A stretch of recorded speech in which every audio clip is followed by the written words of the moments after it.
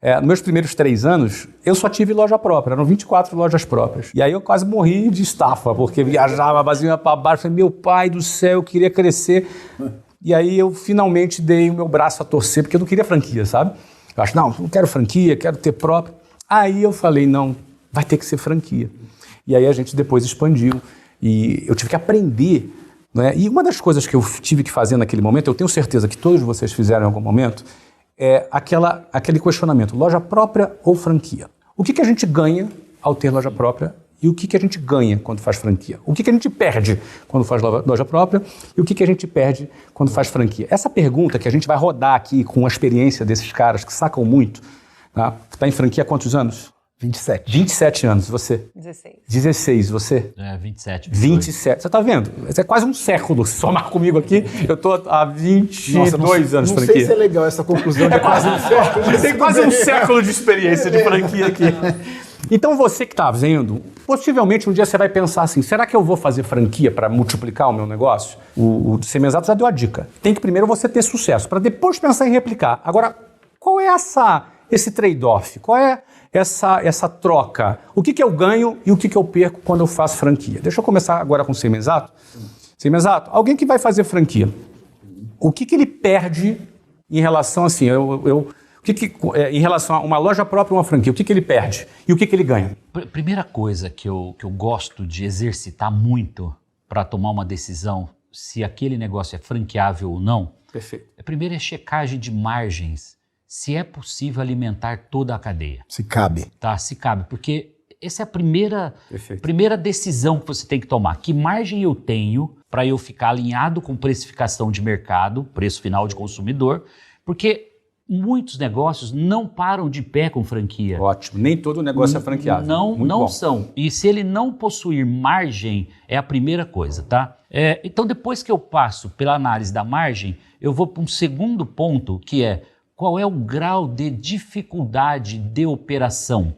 Porque tem operação que é quase impossível de se outorgar a um franqueado. Não que ele não tenha competência, mas o custo para transmitir o know-how daquela operação muito alto, muito longo. Pode tornar inviável a operação.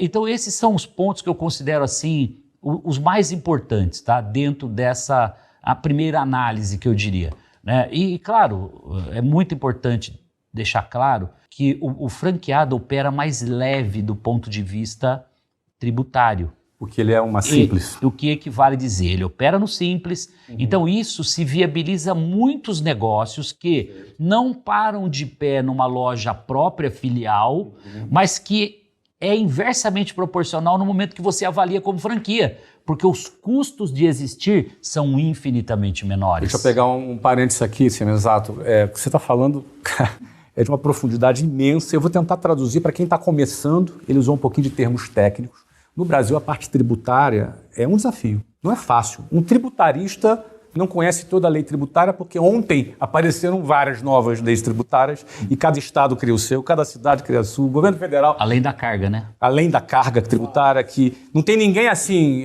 lá no governo pensando assim, não, está muito alta, vamos maneirar. Não, ninguém pensa. É uma máquina, às vezes, autofágica que não está preocupado com o resultado final. Então, quem tem que se preocupar com isso é o próprio empresário. Olha o que o Semenzato disse. No Brasil existem vários regimes fiscais. Uma empresa grande, por exemplo, ela pode ser uma limitada de lucro presumido, mas daqui a pouco ela cresce tanto que ela vai precisar ser enquadrada em lucro real. E as cargas tributárias vão subindo cada vez mais. Uma determinada operação pode ser que não seja mais viável na mão de um franqueador, mas na mão de um franqueado seria por quê? Porque ele pode ser uma empresa no regime fiscal super simples, que tem uma tributação menor.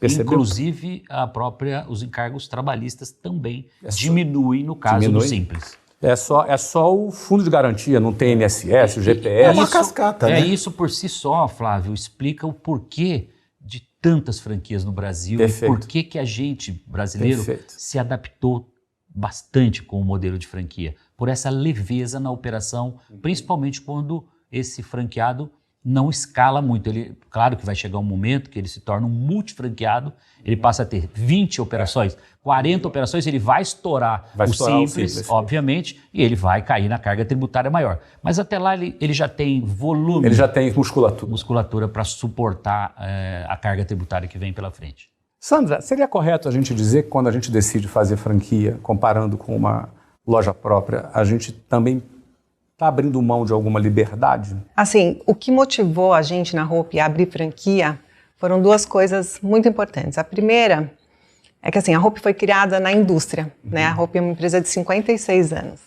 Franquia é um negócio muito novo para a gente, quer dizer, varejo é um negócio muito novo. Sim. A gente nasceu numa era onde os grandes negócios faziam na indústria. E aí, quando a gente decidiu varejar, a gente não tinha esse know-how do varejo, a gente tinha muito know-how de produto, do nosso setor, da indústria têxtil como um todo, mas de varejo não. Então, a gente buscou se associar a alguém que entendia de varejo, que no caso era uma cliente multimarcas, que topou esse desafio com a gente para a gente aprender a varejar. Então, esse foi o primeiro motivo. O segundo motivo foi que a gente já pensava em escalar. Lógico, a gente viu a viabilidade econômica tanto para nós, franqueadores, quanto para o franqueado. Precisava ser um bom negócio para os dois lados. O Brasil é uma oportunidade, se compara com os Estados Unidos, lá não tem essa história do super simples.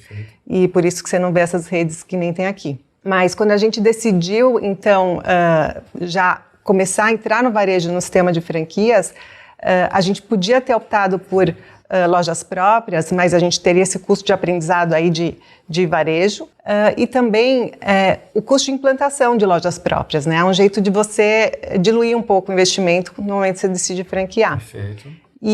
Ou seja, desculpa, dilui investimento na hora da expansão. Outra coisa, que é o que mais eu vejo hoje, que é o que motiva a gente, que a gente vê que deu certo, é assim, a franqueada de Foz do Iguaçu, a Camila, ela é a Camila da Hope, sabe? A franqueada Andressa do Rio de Janeiro, é a Andressa da Hope. Tá com moral, hein, Andressa? E aí, é isso que, assim, a pessoa cuida do negócio como se fosse dele, né? Como se fosse dela. E isso é muito importante, assim. Ou seja, tem um dono na ponta. É o dono, ele é o dono, é a dona da Hope naquele lugar. Isso não tem preço, né?